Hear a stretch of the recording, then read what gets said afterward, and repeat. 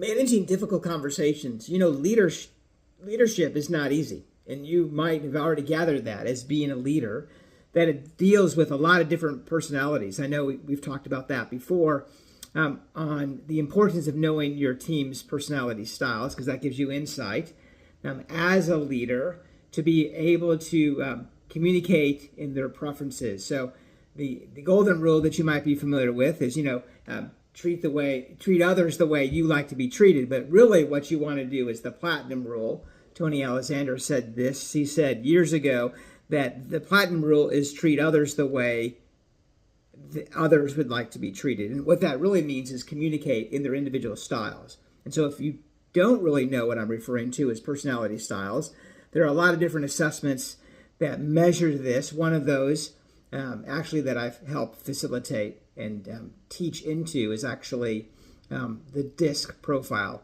So if that's an interest, just reach out. We can talk more about. There's other videos that I do specifically on that assessment. But today I want to talk to you about managing difficult conversations, because that's really critical in helping you connect with your teams, because you're going to have difficult conversations.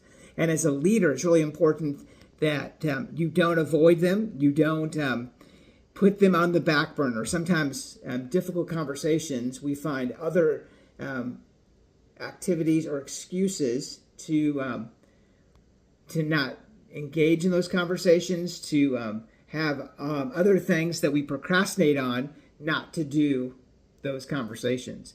And so it's really critical that you have a clear, concise conversation with somebody that you need to.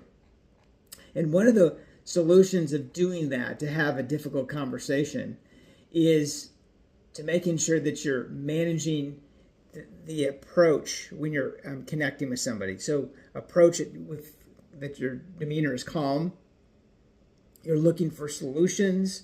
You're being honest. So say what you mean clearly and concisely without being mean when you say it.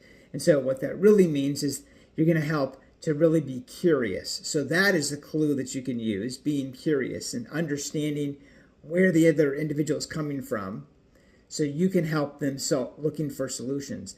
And not necessarily telling them what the solution is. You might ask them what they think, being curious, helping them solve the issue at hand.